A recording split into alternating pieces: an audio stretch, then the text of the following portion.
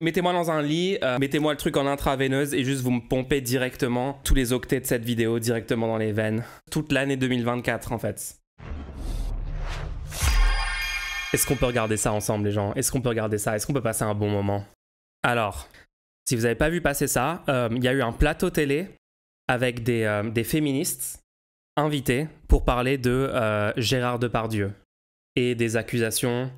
Sur l'état de la justice en France, il est vrai que dans 8 cas sur 10, les plaintes pour violences faites aux femmes sont classées sans suite. Ce n'est pas seulement la statistique des associations, c'est aussi la stat de rapport officiel concernant par exemple les femmes qui étaient venues dire à la police qu'elles étaient victimes de violences conjugales et qui finalement étaient victimes de féminicide. Donc en fait aujourd'hui, on a un problème, c'est-à-dire que le système judiciaire est en panne.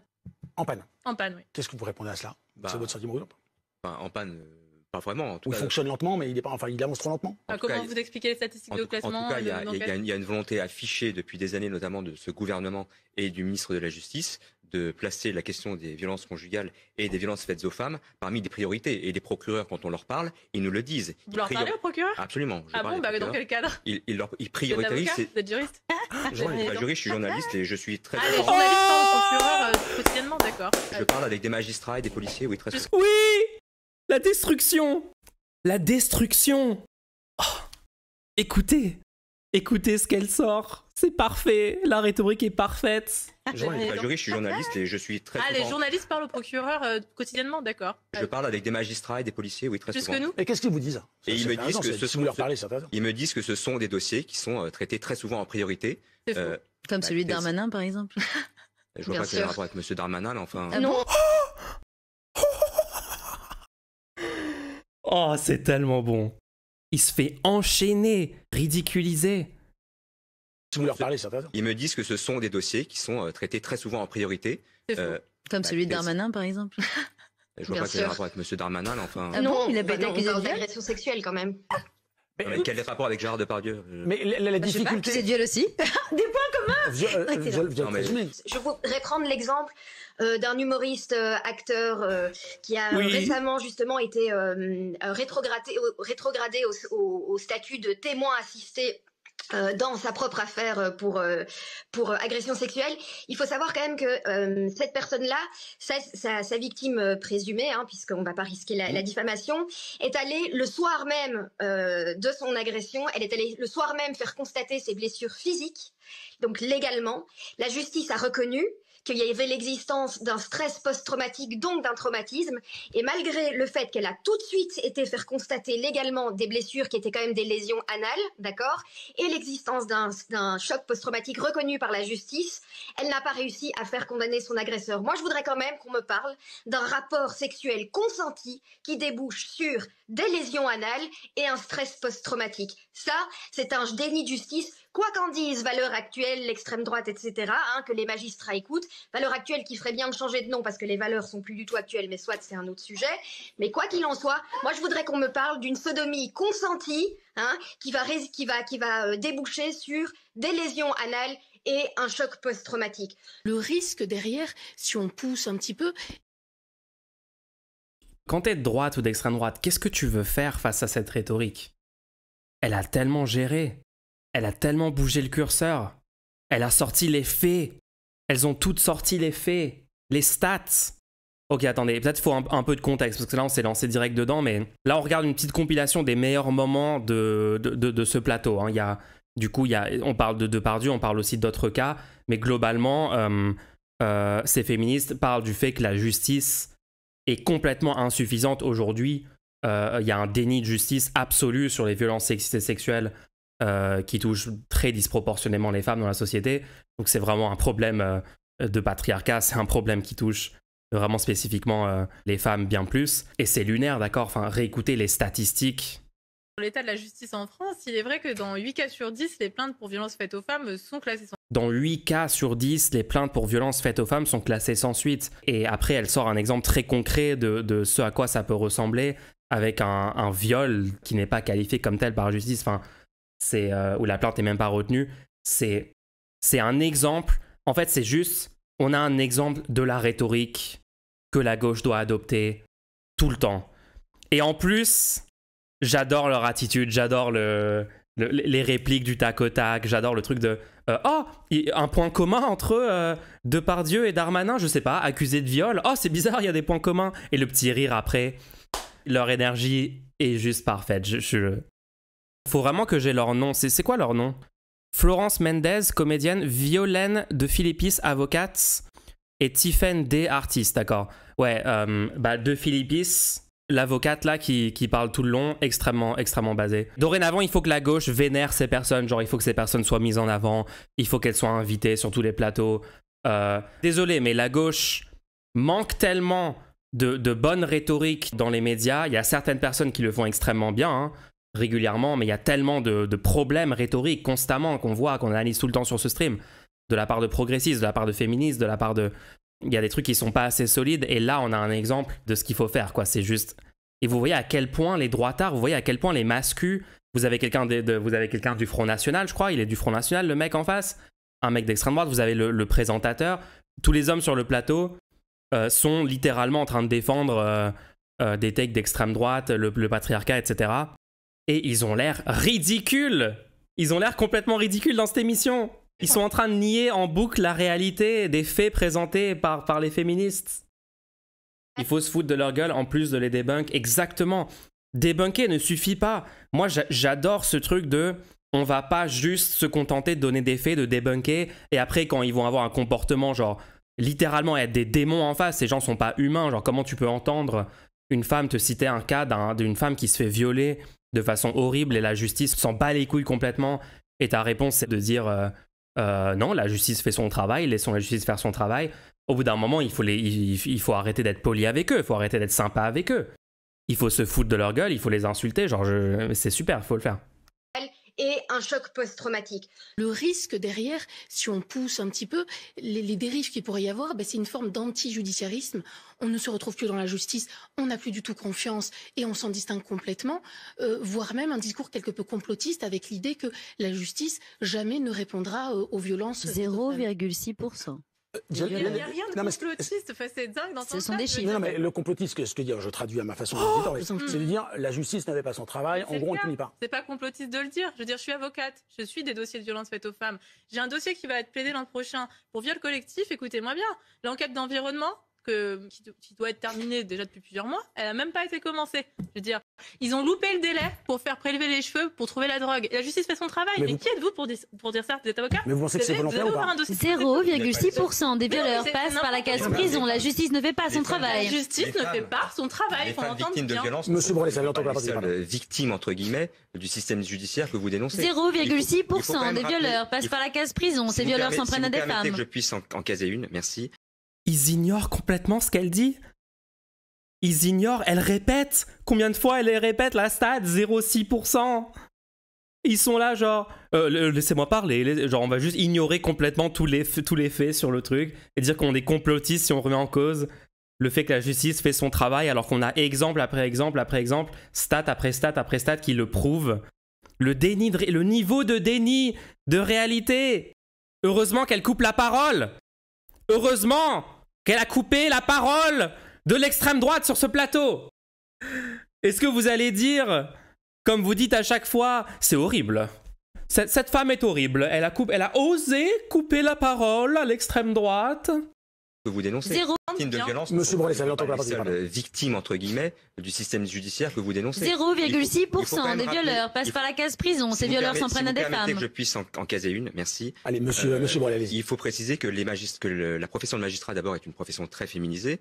Mais quel rapport? Les femmes aussi intègrent les stigmates. Elles subissent la même propagande. On peut penser et même espérer que le cas Depardieu sera traité, à mon avis, avec sévérité, en tout cas avec une certaine attention.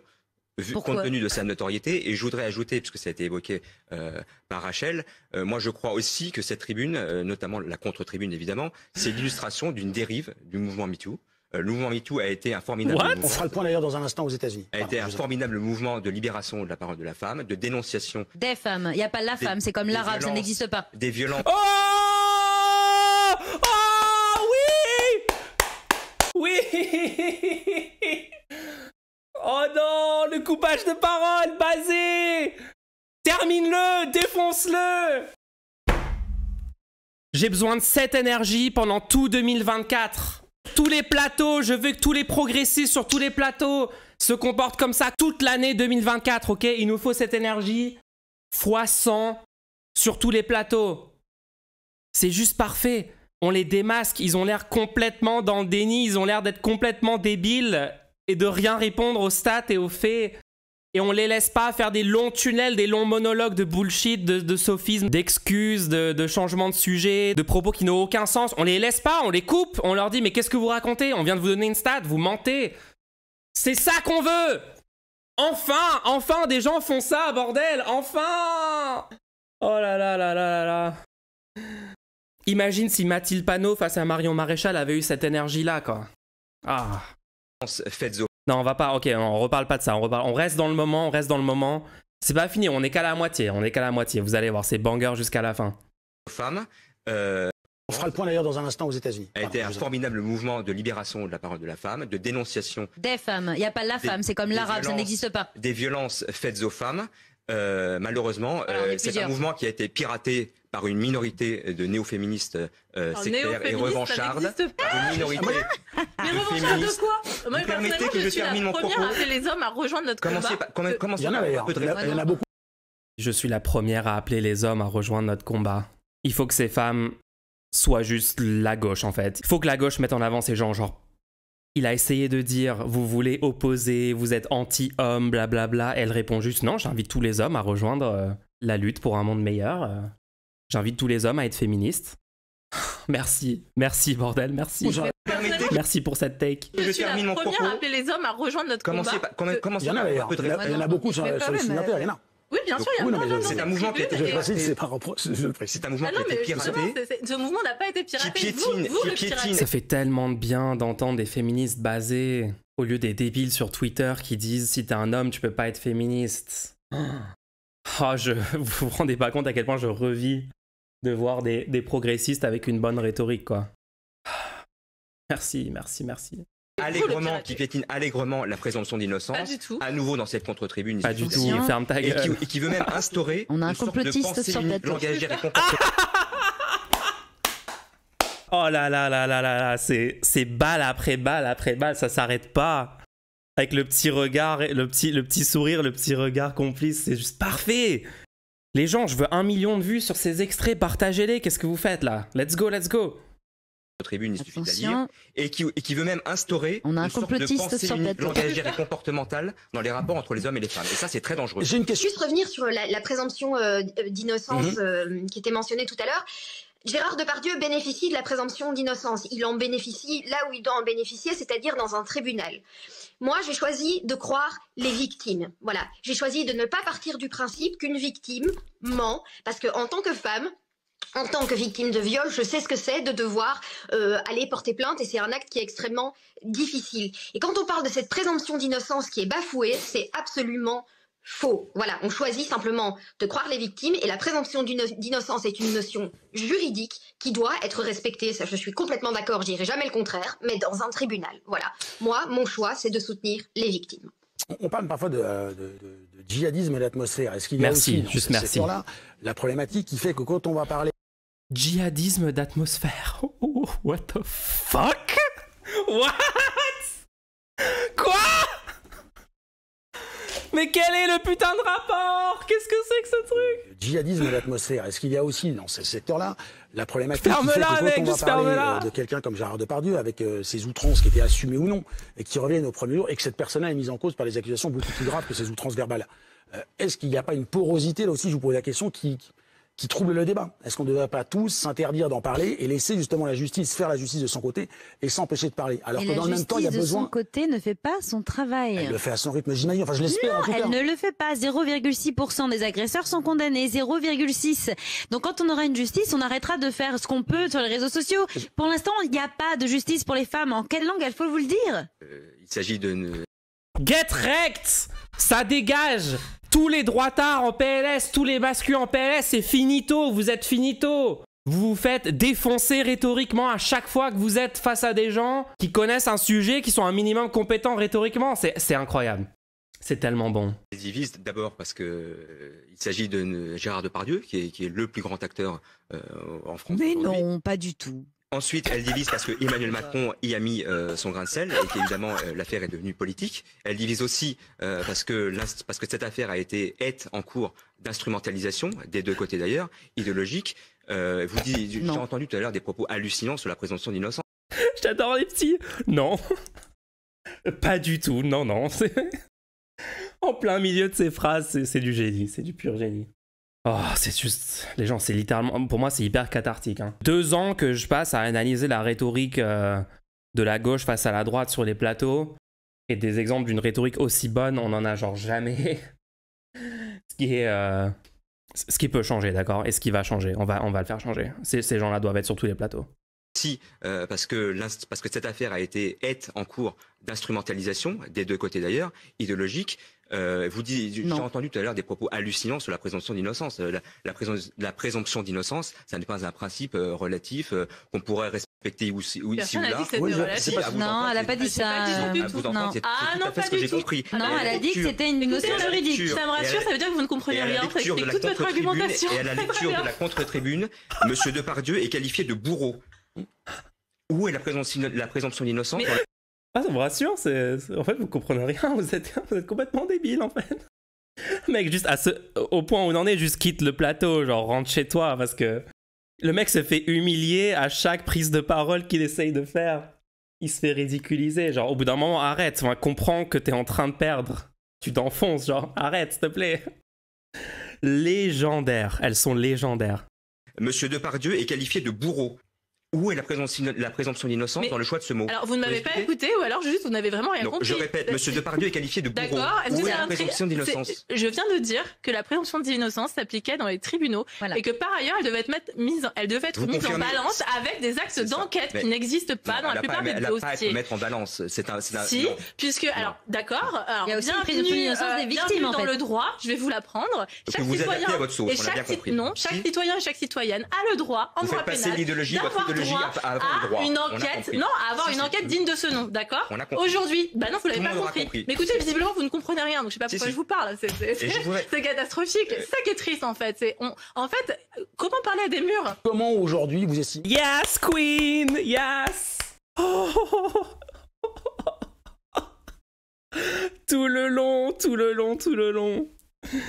Faudrait conseiller à BFM d'ajouter des oh à chaque punchline. Ouais, non, les punchlines sont juste parfaites. En fait, comment parler à des murs? Comment aujourd'hui vous estimez qu'on peut faire avancer les choses? Comment on peut mieux prendre en compte la parole des plaignantes? Visiblement, ça avance. Mieux enquêter, mieux juger. Alors déjà, je pense qu'une bonne chose pour à peu près tous les sujets de société, dont les violences sexistes et sexuelles, c'est arrêter d'inviter l'extrême droite sur les plateaux de télévision, ça nous fera du bien. Et ensuite, je pense aussi que... Je laisserai répondre monsieur... Oui, ce serait dommage qu'on finisse ce débat sans qu'il ait l'occasion d'accuser les musulmans.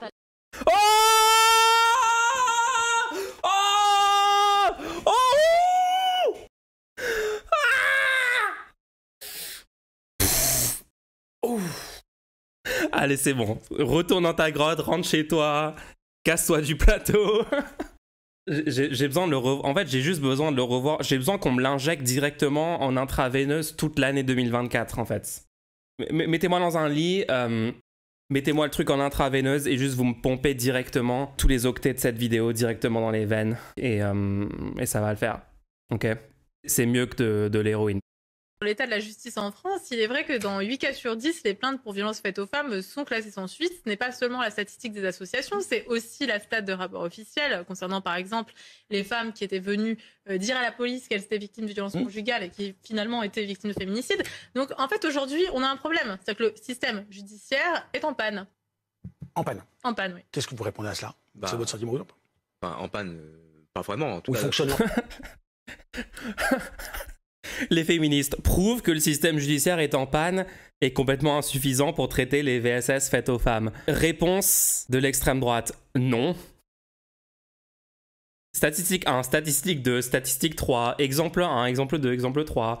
Fait, logique, argumentation. Réponse de l'extrême droite, non, non. Ils ont rien. Je pense que les curseurs sont en train de bouger. Hein. Je pense que là, j'ai jamais vu des curseurs être bougés aussi violemment sur un plateau. Et ça fait tellement du bien. C'est la fin des droitards. Je crois que c'est fini. Hein. Je crois que l'âge d'or de l'extrême droite est peut-être en train de se terminer avec des gens comme ça. Hein. Ok. Alors, j'ai trouvé... Attendez, où est-ce qu'il est son Twitter? Je l'avais trouvé, hein? Où est-ce qu'il est? Voilà. Violaine de Philippis Abbat, qui est l'avocate au début. Je l'ai trouvé sur Twitter, donc je vous mets le lien de son Twitter dans le chat. Allez la follow, allez lui dire bravo pour ton intervention sur BFM, pour les PLS stratosphériques que t'as mis à ces mascus, à ces hommes pro-viol et pro-violence faite aux femmes. Tiffen D aussi, celle qui fait les petites répliques, les petites remarques banger là.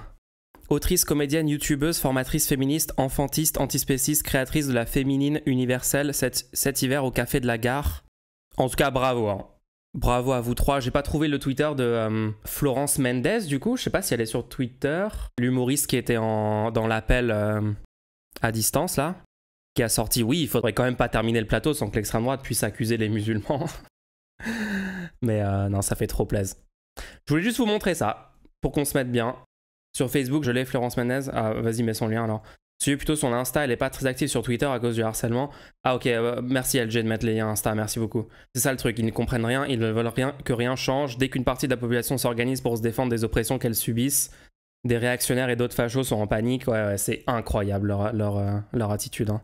L'attitude de toutes les autres personnes, les autres hommes sur le plateau. Désolé, au bout d'un moment, ces gens sont pas des humains. Mulch, tu te fais du mal, n'oublie pas que c'est juste un tocard de valeur actuelle en face d'elle. Je vois pas ce que tu veux déduire de ça. La droite et tout, ils sont tous aussi débiles que le mec sur le plateau. Hein. On veut que toute la gauche débatte comme ça, exactement. Je vous le dis, si toute la gauche débattait comme ça sur tous les sujets constamment, la gauche ferait genre 30% au premier tour aux prochaines élections. Et quand je dis la gauche, je parle de la vraie gauche, hein. Pas ELV. BPT, ils ont encore Georges Jordi, ne les sous-estime pas, Mulch. Il existe encore ce débile ou pas? Georges Jordi, quoi. Se dégénérer. Ok, bref, allez follow ces gens. Juste le fait qu'elles disent, genre, oui, j'invite les hommes à rejoindre la lutte, genre. Pourquoi c'est pas juste ça, la position de tout le monde par défaut? Pourquoi... Non, ok, faut pas que je me remémore les débats qu'on a eu sur la chaîne, je vais déprimer. Les écologistes sont aussi très actifs sur le féminisme, on peut pas leur enlever cela. Bah non, puisqu'ils empêchent un programme féministe d'être au pouvoir en France. En présentant Yannick Jadot à l'élection présidentielle et en défendant sa campagne, en essayant d'obtenir un maximum de voix pour Yannick Jadot, qui ne pouvait pas être au second tour, a empêché un programme féministe qui prévoyait une augmentation de 1 milliard du budget annuel pour lutter contre les violences sexistes et sexuelles faites aux femmes, ainsi que pour financer un tas d'autres mesures qui allaient dans le sens de réduire le poids du patriarcat sur la vie des femmes aujourd'hui en France, préconisées par toutes les associations féministes sérieuses du pays. ELV a empêché ça d'être mis en place en France. Ce sont des anti-féministes, dans les faits en fait. On parle des faits, hein. Nous on est dans la vraie vie. On se contente pas de regarder c'est quoi leurs déclarations, c'est quoi ce qu'ils nous disent, etc. On les croit pas juste sur parole, on regarde leurs actes. Et dans les actes, concrètement, ils ont permis un second tour Macron-Le Pen, ils ont permis à Macron de prendre le pouvoir et de conserver le statu quo, voire de l'empirer sur le droit des femmes en France. Donc vous n'êtes pas féministe si vous dites pas nique ELV en fait. C'est 2 milliards maintenant, Mulch, c'est dans l'accord NUPES. C'est 2 milliards, pardon, c'est pas 1 milliard. Et on rappelle que les écologistes ont signé le programme féministe de la NUPES pour le trahir 2 ans après en partant tout seul aux européennes, ce qui va réduire le nombre de sièges de la gauche féministe au Parlement européen. Sachant qu'au niveau européen, l'extrême droite est extrêmement active pour essayer d'atteindre... de porter atteinte aux droits des femmes. Hein. Ils sont constamment en train d'essayer de faire des reculs sur le droit à l'avortement, sur les droits à la contraception, sur plein d'autres droits pour les femmes. Et donc, d'avoir un maximum de féministes dans le Parlement européen qui peuvent s'opposer à la droite et l'extrême droite là-dessus et faire progresser les droits des femmes est essentiel. Mais vous pouvez remercier ELV qui va nous s'ils continuent de maintenir qu'ils partent tout seuls et qu'ils font leur propre liste à part de la NUPES, vous pouvez les remercier pour le fait qu'on va avoir moins de sièges que ce qu'on aurait pu avoir. Actuellement, s'il y avait une liste commune NUPES aux européennes, la NUPES serait à 30% dans les sondages. La gauche serait numéro 1 dans le pays. Actuellement, tous les médias doivent peuvent titrer l'extrême droite et les macronistes partent favoris pour les européennes, alors que si EELV s'était comporté différemment, on aurait la NUPES part favori pour les européennes, puisque les sondages mettraient à 30%. Cette hypothèse est testée dans les sondages. Elle est à 30%. Donc niquez-vous au bout d'un moment, j'en peux plus de ces gens, j'en peux plus des gens qui se disent féministes ou de gauche, qui défendent EELV ou le PCF ou le PS. Vous êtes des fake féministes, on vous croit pas en fait, vous êtes des menteurs et des menteuses. Vous vous en foutez que concrètement la vie des femmes prochainement soit modifiée, soit améliorée par des avancées concrètes. À un moment, il va falloir le comprendre. Sinon, on va pas changer le monde en fait, on va rester dans le monde actuel. Où Darmanin est au pouvoir. Où Depardieu, il y a des tribunes faites par des personnalités françaises pour le défendre. Alors que c'est un violeur et un pédophile. Est-ce qu'on peut regarder le programme de l'Avenir en commun sur les droits des femmes pour savoir tout ce que vont gagner les femmes en 2027 quand il gagnera? Donde está? L'égalité féministe, voilà. Égalité homme-femme vers une société féministe et émancipatrice. Nous proposons les mesures suivantes. Créer un haut commissariat dédié à la lutte contre les violences sexistes et sexuelles. Il impulsera les mesures à prendre, aura des liens réguliers et privilégiés avec les associations féministes qui luttent contre les VSS. Allouer les 2 milliards d'euros de budget demandés par les associations, donnés pour instruction aux services de police et de gendarmerie ainsi qu'au parquet, d'assurer systématiquement la communication de ces droits en la matière à toute victime déclarant des violences conjugales. Donc ça sera genre illégal de ne pas informer les victimes de leurs droits quand elles portent plainte, quoi. Sanctuariser et améliorer le 3919 par une augmentation des aides pour que les répondants-répondantes soient en nombre suffisant. Organiser des campagnes d'information et de sensibilisation permanentes dans les services publics, en particulier dans les transports en commun et dans les médias. Mettre en circulation davantage de téléphones graves, dangers, doublés de bracelets anti-rapprochement. Favoriser la désistance des hommes violents, notamment en systématisant les stages de responsabilisation des auteurs de violences conjugales et en renforçant les effectifs du service pénitentiaire d'insertion et de probation. Créer au sein de chaque commissariat une cellule d'urgence avec un personnel qualifié qui peut être activé par une victime dès le début des faits et qui la prend en charge. Soutien psychologique, écoute, accompagnement pour le dépôt de plainte et l'examen médical. Déployer un plan préventif dans l'éducation nationale contre les violences sexistes et sexuelles, favorisant l'apprentissage du consentement dès le plus jeune âge. Mettre en œuvre un plan de lutte contre le harcèlement sexiste et les agressions sexuelles dans les transports collectifs. Assurer une formation spécifique et obligatoire en matière de violences sexistes et sexuelles pour tous les professionnels concernés, santé, police, justice, éducation nationale, services sociaux. En finir avec la correctionnalisation des viols, notamment par la formation et l'augmentation des mesures du personnel, des moyens du personnel judiciaire et de police. Après, vous avez renforcé la politique d'hébergement d'urgence, de logement pérenne et garantir des mesures d'urgence telles que la mise à l'écart du domicile du conjoint violent. Hyper important ça, hyper important. Créer un pôle judiciaire spécialisé dans les violences intrafamiliales par cour d'appel, comprenant des magistrates et magistrats du siège et du parquet ainsi que des officiers qui pourront prendre en charge rapidement des dossiers et ainsi diminuer drastiquement les délais d'attente des procédures. Très important ça aussi. Les délais d'attente, c'est une catastrophe actuellement. Après, en fait, tout ce qui est des améliorations sociales, augmentation du SMIC, c'est plus 1400, je pense que c'est 1600 maintenant. La mesure, il date d'il y a 2 ans, ce texte. Il a été amélioré depuis. Mais tous les droits des travailleurs sont aussi des droits pour les femmes qui vont renforcer leurs moyens de s'émanciper aussi.